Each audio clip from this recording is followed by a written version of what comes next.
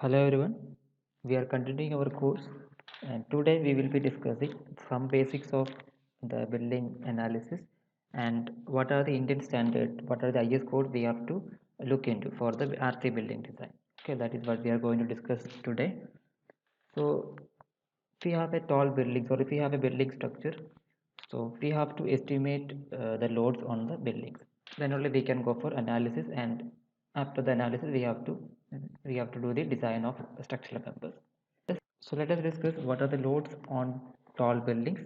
So in the building design, what are the loads we have to consider? The first load is the gravity loads, that are the loads which are acting in the direction of gravity. So in terms of our IS code, we will be calling the dead load and live load. And in addition to the gravity loads, if we will be having the lateral loads also in the building structure. So lateral loads mainly we have to look into the wind load and earthquake load if you are designing a structure. Okay. So as I said in the last class, so our course we will be focusing on the wind load only. Okay. The earthquake load we will be discussing later on.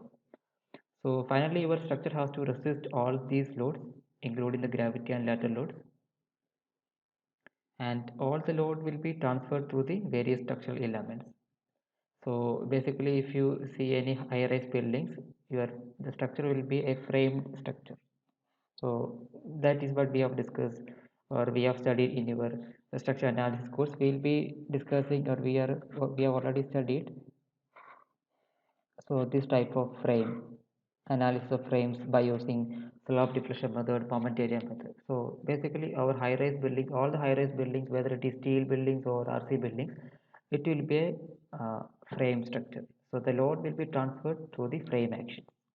Okay, and the frame means it is nothing but the network of beams and columns, and these joints between the beams and columns we will be taking, this is a rigid joint.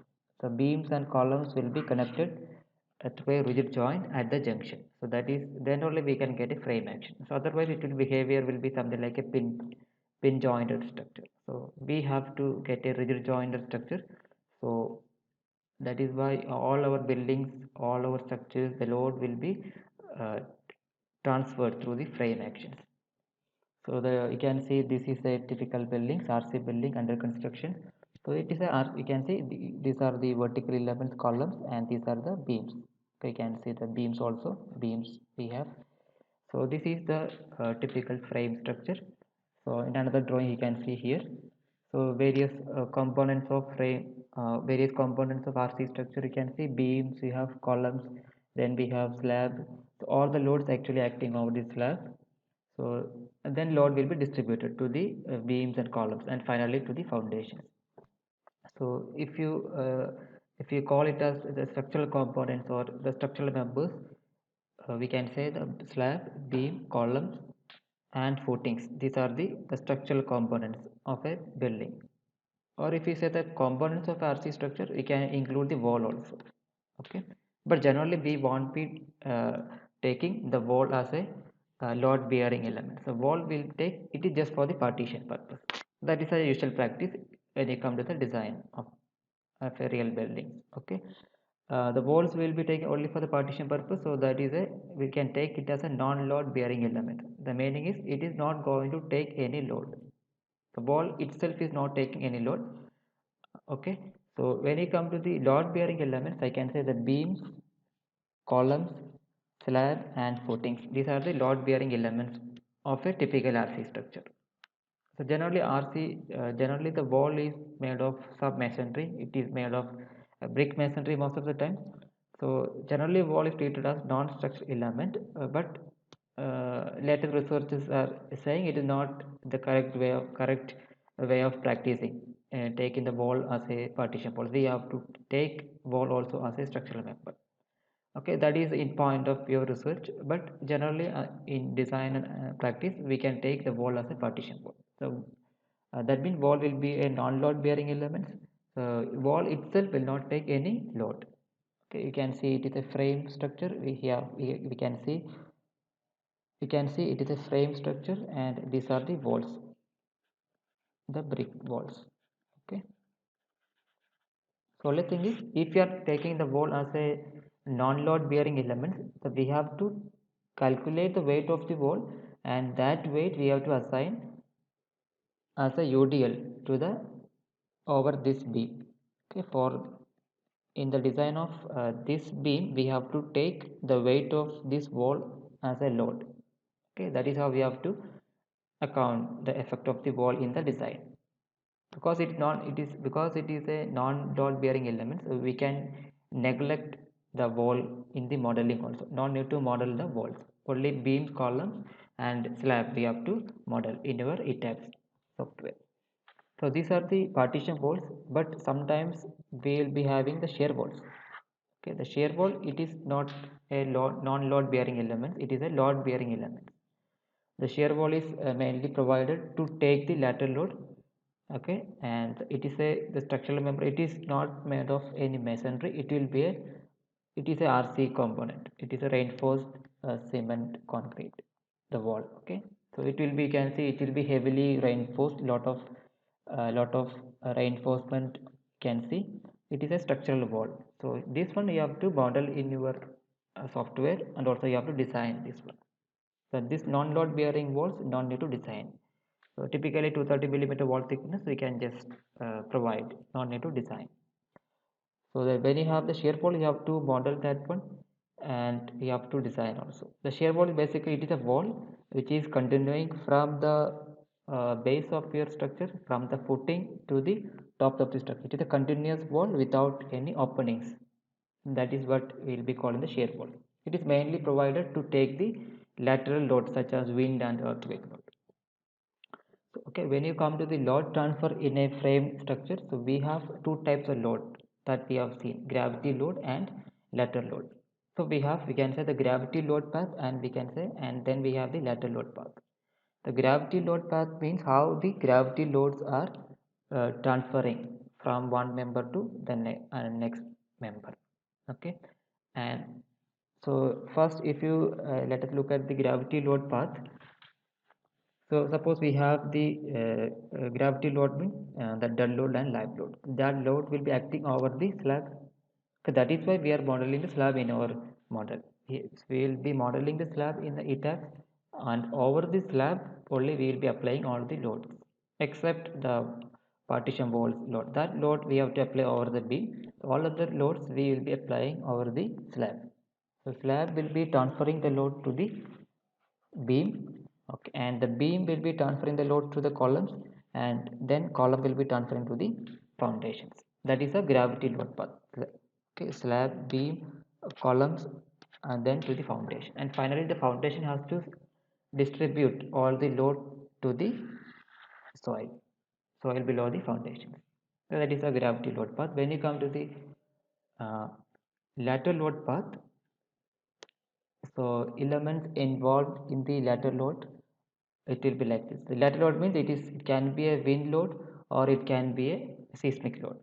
Okay, basically the seismic load, it is not the load actually. Seismic load means it is a movement of the ground, something like this. So this movement will be creating some force in the structure, inertia force. Okay, but finally when you are modeling this seismic load in ETABS or in any other software, we have to model like a lateral load, something like this. Okay, and if we have the wind load, that also will be acting something like this. It is a lateral load. So the elements involved in the lateral load path. So this first one is the frame. The frame can transfer the lateral load also, and then the vertical shear wall. So if we have the shear walls in our structures, that shear wall will be transferring the major part of the lateral load. Then you can see we have the slab, the lateral load will be acting something like this. So this horizontal slab also will be transferring some amount of load. Okay, so finally we can say the lateral load path will be like this: slab to the shear walls, then to the foundations. The frame also will be taking some load, definitely. Okay, so you can say these are the shear walls in this model. In the plan view, if you look at the plan means we are looking your the building from the top view or plan. So you can see this is the RC walls or the shear walls. Okay, and it is another photographs of the shear walls under construction. So you can see these are the RC wall, which is very it is heavily reinforced wall. Okay, it cannot be a masonry wall, it will be a reinforced wall. It is a structural member. It is not like your partition wall, it is not like your brick wall. So it is a continuous wall, RC wall, from the base of the structure to the top of the structure. It should be continuous. So we have to avoid any type of openings in the structure in the RC structural wall. So there should not be any walls, sorry, there should not be any windows or doors in the RC shear wall. Okay. So when we have to consider this lateral load, especially, okay, lateral loads we have to consider. It is mandatory if you are going for a tall buildings, like maybe you can say more than G+3, or then if it is a tall building, high rise buildings, you have to take the lateral load such as wind and earthquake load. But let us say if you have a very small building, one-story buildings, and then we can avoid the this lateral load to some extent, because if especially if you see the wind load, and the wind load will be higher if your structure is the height of the structure is larger, then wind load will be also higher, because along with height the wind velocity will be increasing, so and corresponding wind load also will be increasing. So if your building is very small, and you can neglect the wind load. Okay, and similarly, again you have to see there are different, based on the location of your structure, the wind load will be vary. If your building is located in very low wind velocity zone, and the height of the structure is also less, then maybe you can neglect the wind load. Similarly, if your structure is located in very low seismic area, maybe you can neglect the earthquake load also. But it's always better to account the load based on the height. Even though it is a small building, G+1 or G+2, you should take all the load effect. You should design for all the possible load effect. Generally, you can say the tall building, it is mandatory you have to take care of the wind and earthquake load. And if it is small buildings, maybe you can design based on only gravity loads. So definitely we'll be keeping some factor safety, so it can be you can have a safe design also.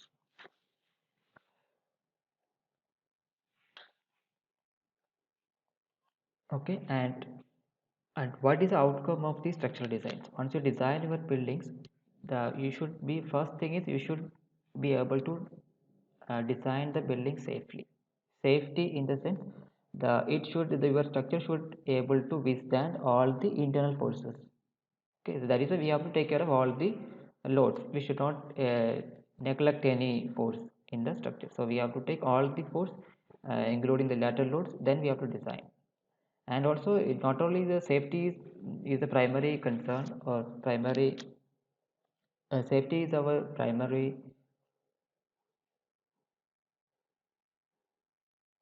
The safety is our primary concern of the design, but at the same time, the structure should be safe, but at the same time, it should be economical also.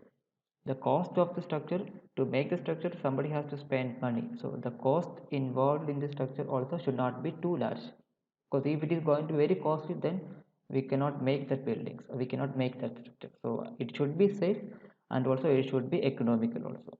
Okay, economical in the sense, we can say that in very simple way, suppose if you have a two buildings, we are designing two buildings, two people are coming, two people are come up with two designs, but in one of the design, if you are finding the amount of steel used is less compared to the other design, then definitely that design will be much economical. So the steel is a costlier material compared to the concrete. So we can say that that's what way of looking at the economy aspect of the design. Okay, so we have to it should be safe and it should be economical also. And how will you specify your design? How will you show the design output? It is not showing some calculations. Finally, your design output will be, you have to see, you have to tell your client, or you have to tell your client what is the dimension of your beams, columns, what is the thickness of the slab, what is the dimension of the footings. You have to give the cross sectional dimensions. Okay, and you have to tell what is the grade of materials you are used. Okay, what is the strength of the material required? Accordingly we will be keeping the grade of concrete and grade of steel. And also we have to look at what is the materials available uh, at the locality or at the location. Accordingly we have to design, and then how much reinforcement we have to provide. So this is how we have to give your design output. This should be given in the form of drawings. The cross section dimensions we can give different drawings, and amount of reinforcement, how many, what is the diameter of steel bar we are using, what is the number of steel bar, what is the spacing of the stirrups used in the members, what is the grade of concrete and steel. So this one only you will be giving as an output. Okay, so that you will be giving everything in the form of drawings. So based on that we can make our structure. So when you come to the design, we have to follow some IS code. So mainly, if it is RC building, reinforced concrete buildings, the primary design code is IS 456 2000. It is a latest revision 2000. It's going to revise within few years, and next revision is about to come. Already 20 years over. So it is a code which you have to refer for the RC building design. If it is a steel construction, you can refer IS 800 2007. And for the load calculation, we have uh, the code IS 875. Part 1 is for the calculation of the dead load, and part 2 is for the calculation of your live load for different types of buildings. And then we have part 3 IS 875 and 2015 latest revision, that is a code we have to refer for the calculation of wind loads. And also this code is published in this year of 2015, and there are some corrections to this code, and that is given in the form of amendments. So IS 775 part 3 2015, it has got two amendments also. We have to refer this amendment also when you are calculating the wind load. Actually in this code a map is given to calculate the wind load, and that map itself they have revised in the amendment, one of the amendments. I will be providing that amendment, we can look into that. So there are some corrections to the code that is given in the form of amendment. And then another important code which you have to refer, that is IS 13920 2016 for the ductile detailing of RC structures. And then for the earthquake load estimation, we have to refer IS 1893 2016 part 1. Okay, and then we have another handbook on concrete reinforcement detailing, that is SP 34. These are the primary code book which you have to refer for the RC building design. Okay, and there are some other codes also there, especially for high rise buildings. So there are some additional reference are there, but that is you have to look into that only if your building is high rise building. Okay, and height is maybe G plus 20, G plus 30, like that. So we have a separate code, but the basics codes are, these are the basics codes. And now let us see the common grade of materials usually we are using. So materials, mainly in RC buildings we have two materials, one is concrete and another one is reinforcement or steel bar. Steel, we'll be calling the rebars. So concrete, the different grades are there, like M20, M25, M30, etc. So that is this grade is M20 indicates it is a mix. M is for mix, and 20 is for the 28 days compressive strength, the cube strength basically in our IS code. So what is the strength of your 28 days compressive strength of a cube as per the IS codes? The M20 indicates that mix will be having 20 megapascal or 20 Newton per millimeter square will be the compressive strength. Okay, M20 that indicates it's a mix of 20 megapascal or Newton per millimeter square. That will be the FCK value. So like that, it is a higher grade M25, the strength is higher, and M30, the strength is 30 megapascal. Like that, we have the M40, M50, M60, etc. Okay, and as per the IS 456, if you are going for RC building constructions, as per the IS 456, we have to use minimum grade is M20. For any construction, the minimum should be M20. You cannot use M15 or M10. Okay, and when you come to the rebars, that is basically the reinforcement in the your structural members. You can see a column section, you can see a beam or column sections, and these are the your longitudinal bar. Let us take it as a beam. It is the longitudinal bar we will be calling the rebar, okay, or the longitudinal steel, and this is calling what we can call, this is called this loop kind of reinforcement, that is the shear reinforcement, the shear reinforcement, or we'll be calling the stirrups. Okay, so this longitudinal steel we have to design for the moment, and these stirrups we have to design for the shear force. Okay, and there are different grade of steel commonly you are using. Fe415, Fe415, that indicates, Fe indicates major ingredient of a steel, that is iron, and 415 indicates this steel grade will be having the yield strength of that grade will be 415 megapascal. Okay, so in IS code you can find everything we are following in megapascal, not newton per millimeter square, all these strength. And similarly Fe500, it is a high grade, it is a higher grade, so it will be having the yield strength will be 500. And another grade is, it's a lower grade, Fe250. Fe250 is nothing but the mild steel. Okay, mild steel means the yield strength will be much lesser, 250 megapascal only, the strength is very very less. Okay, that is why for the rebars longitudinal steel generally we'll use grade like Fe415, 500 or 550, like that. 500D, another grade is there, Fe500D. Okay, these are the grade we can use for longitudinal bar. But when you come to the stirrups, as per IS 456, as per IS 456, there is a provision is there for the stirrups or for the shear reinforcement, where the strength of the steel, the strength of the steel should not be more than 415 megapascal. So that means for the stirrups we have to use either Fe250 or Fe415. This is the recommendation given in the IS code.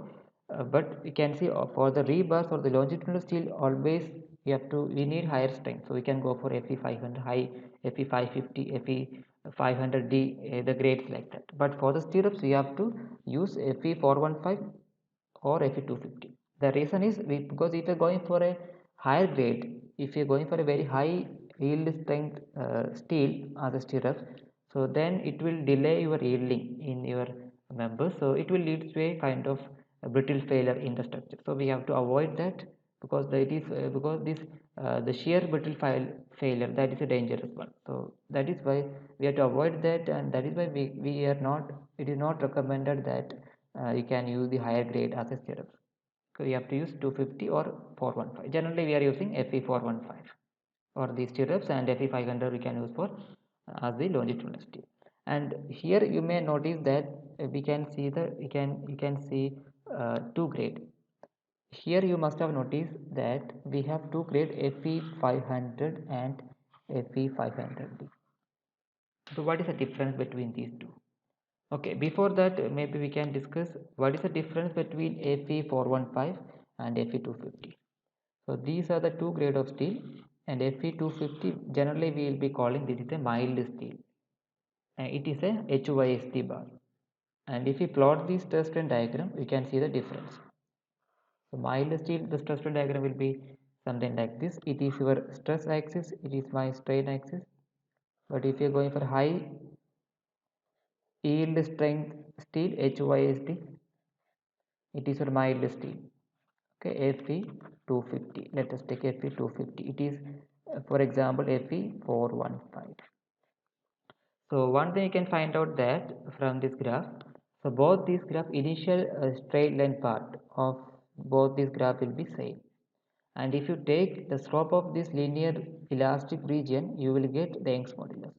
The slope of the initial part of the graph, both this curve are same. That is why the Young's modulus of all the grade of steel is constant.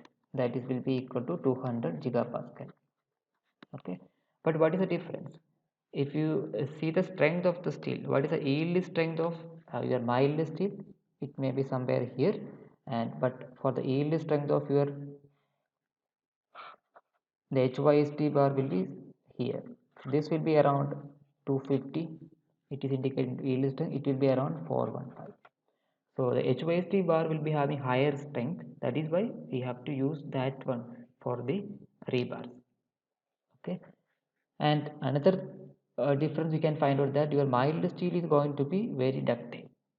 Okay, and actually the graph, to see the difference, let me draw it again. So it will be something like this.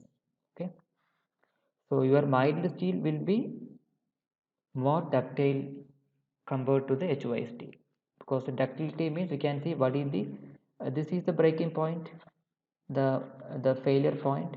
We can see the ultimate strain in the HYST bar. So this graph basically we are getting from the tension test in the UTM, and this is the breaking point, and it is the corresponding strain in your change in length by original length, the strain in your steel bar. So this is ultimate strain in the HYST bar, and it is ultimate strain in the your mild steel. So you can see that in the mild steel, before failure it will be having large deformation. The ultimate strain will be very high. That is why it is more ductile compared to the HYST steel. So that is a difference from the strength point of view, and that is why if you are going for the steel construction, not as a rebar, if you are using, if you are making steel buildings, your columns and beams, everything will be made of steel, I section, this type of steel members. This will be calling the structural steel. So if you are going for a structural steel, this one it should be ductile. But here we will be using the structural steel. Here this grade will be different. Here we will be using the structural steel, and this one it will be very ductile. The ductility is the primary criteria, not the strength. It should be ductile. In that case, we will be the how we will be grade, how will you designate the grade of the structural steel? And if you refer the IS 800 2007, you can see the grade of steel will be something like that, Fe 410. So this will be a structural steel grade commonly used, and this value 410 will be 410 megapascal. That will be the ultimate strength, and it yield strength value, if you check it, you will get something around 250. That means it is a mild steel grade.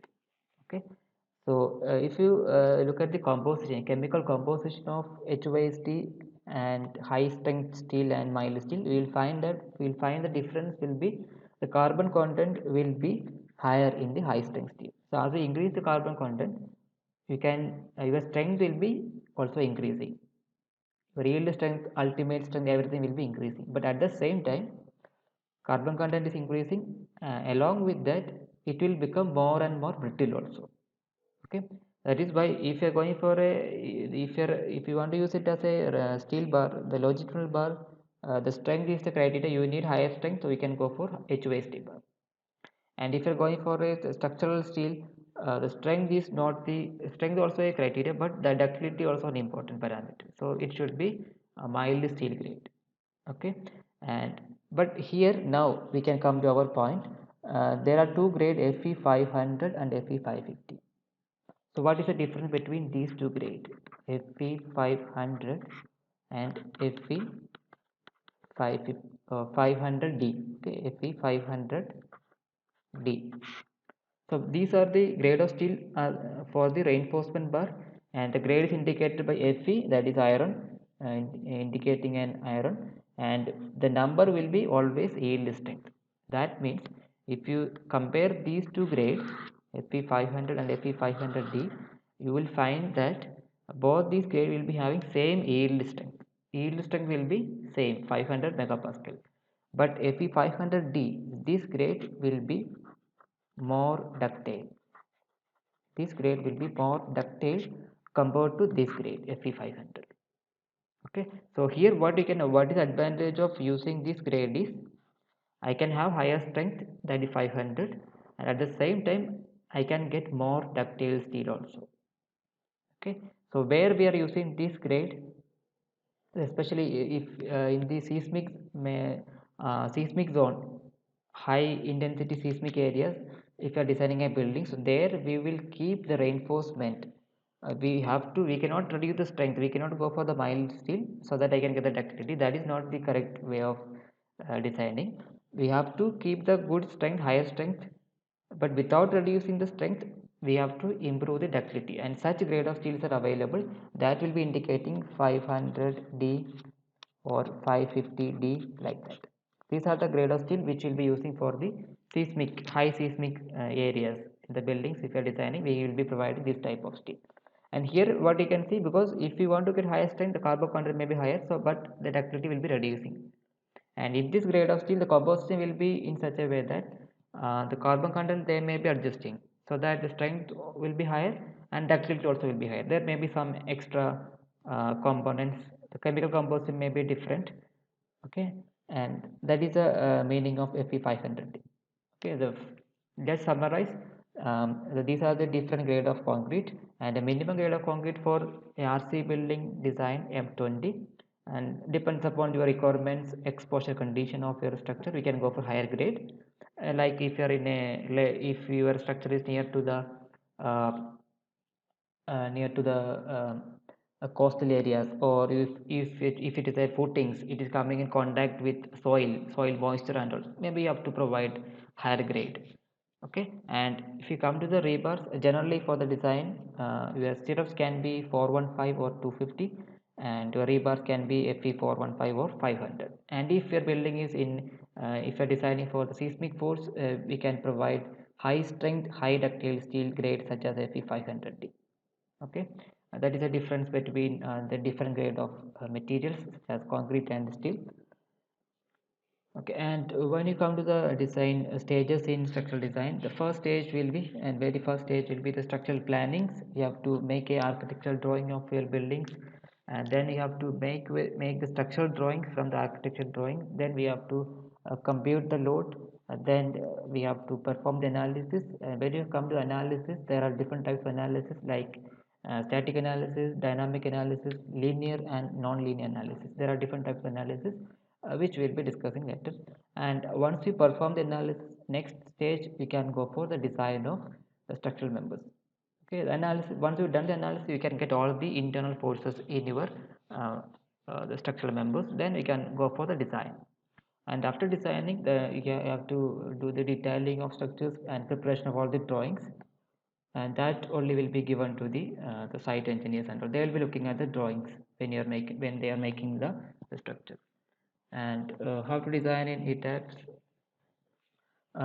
So first part will be the input. We have to give the input so that you will be getting the design output. The input will be your building plan. You have to model your buildings, and we have to give all the loads, and we have to give the section properties, dimensions, and grade of materials, everything. And then we have to perform the analysis. From the analysis we will be getting all the internal forces and stresses, displacement, and then we can design reinforcement, and what is the grade of steel is provided is sufficient or not, everything we can check it in the output. And what is the main difference between the term analysis and design? The analysis means if we are finding out, we have a structural member and we are applying some load, and we are finding out what are the internal forces developed in the structure, such as shear force, bending moment, what is the axial force, and what is the twisting moment, what is the stress developed, what is the strain coming, what is the deflection, what is the deformation, what is the lateral deflection in the structure. All those will be in the analysis. So first we have to perform the analysis, then only we will get to know what is the forces, and then we have to design your members for that much force. And then next stage will be design. We have to design, and from the design we'll be getting how much reinforcement we have to keep to withstand that load, and what should be the cross section dimensions. And then we have to check with all the IS code provisions whether it is safe or not. We have to check it. Okay, so analysis results are required for running the design, so we have to first perform the analysis, then only we can go for the design of structures.